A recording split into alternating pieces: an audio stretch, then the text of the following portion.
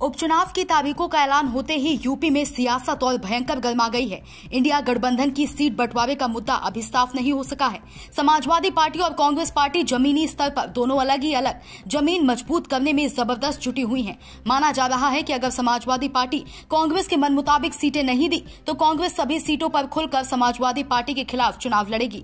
वहीं समाजवादी पार्टी के मुखिया अखिलेश यादव के सामने चुनाव आयोग की तारीखों के ऐलान के बाद एक और बड़ी समस्या सामने आ गई है, क्योंकि उपचुनाव की 10 सीटों पर होने वाले चुनाव को लेकर जो खबर रही वो अब 9 ही सीटों पर सिमट कर रह गई। चुनाव आयोग बाकायदा तारीखों का ऐलान कर इसकी जानकारी भी दे चुका है। अब इसी मामले पर समाजवादी को भयंकर झटका लगने जा रहा है, क्योंकि उपचुनाव में इंडिया गठबंधन मिलकर 10 सीटों पर चुनाव लड़ने का वादा किया था और कांग्रेस 3 सीटों की मांग की थी, जिनमें अखिलेश यादव 2 सीटों पर सहमति भी जताए थे।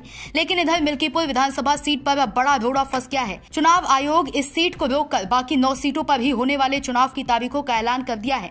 अब इससे ये माना जा रहा है कि अगर यूपी में 9 ही सीटों पर चुनाव हुआ तो कांग्रेस और समाजवादी पार्टी में सीट बंटवारे को लेकर मामला फंस सकता है। फिलहाल उपचुनाव की तारीखों का ऐलान होने के बाद राहुल गांधी और अखिलेश यादव के बीच मुलाकात हुई है और दोनों के बीच संक्षिप्त वार्ता भी हुई। इसका एक वीडियो भी सामने आया है। ये मुलाकात जम्मू और कश्मीर में नेशनल कॉन्फ्रेंस की सरकार की शपथ ग्रहण के दौरान हुई है।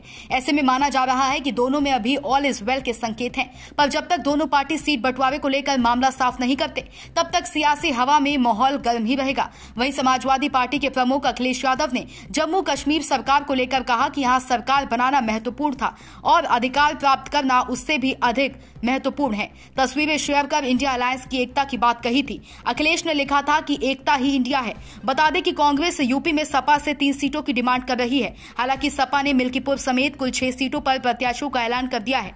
निर्वाचन आयोग ने मिल्कीपुर के अलावा बाकी 9 सीटों पर चुनाव का ऐलान किया है। ऐसे में अब कांग्रेस और सपा के बीच कितनी सीटों पर बात बनती है, ये देखना दिलचस्प होगा। Bureau report Sumit Sharma.